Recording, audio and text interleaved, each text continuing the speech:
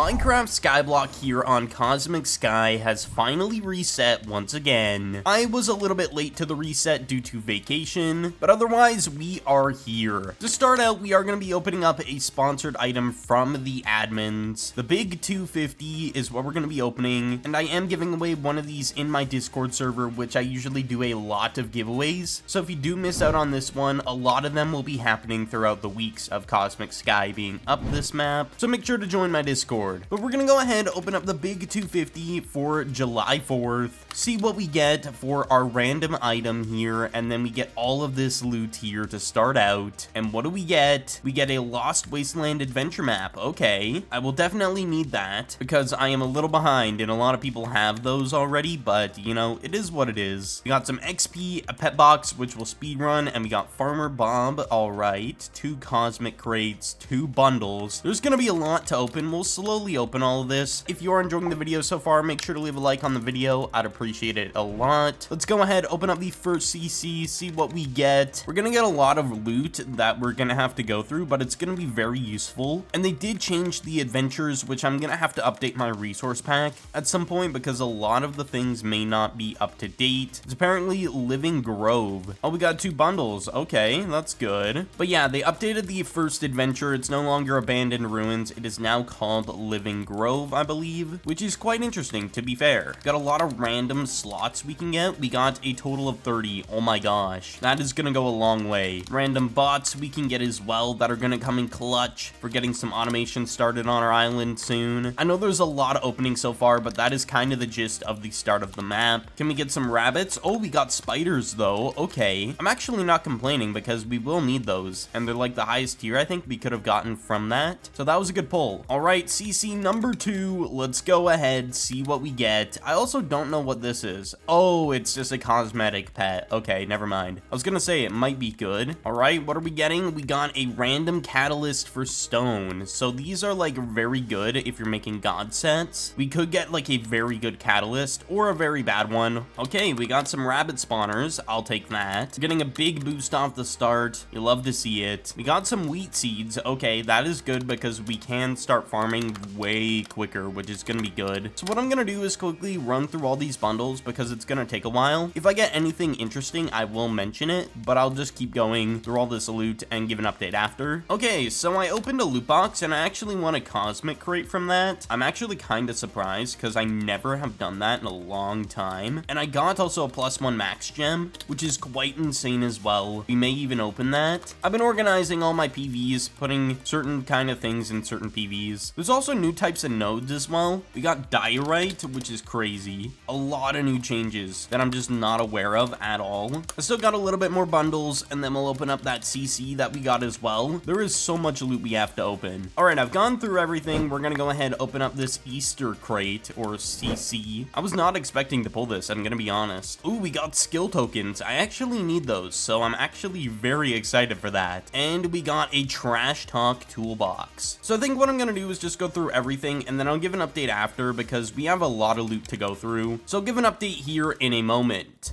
All right, so we're finally done opening up all the loot. I've put most of the good pulls in here. We did get a lot of lucky blocks I'm probably gonna sell. Skill tokens we are gonna use, and slots we'll use to do trading with players. We did pull the new mask, which is essentially just the Abandoned Ruins mask, which is gonna be good when we're doing adventures. And we also got the Mapley mask, even though it says a different name. That is because we got it from an older loot box, so it'll convert over to the new one. We're gonna claim it. If we go ahead, look here, we have the Eden mask now.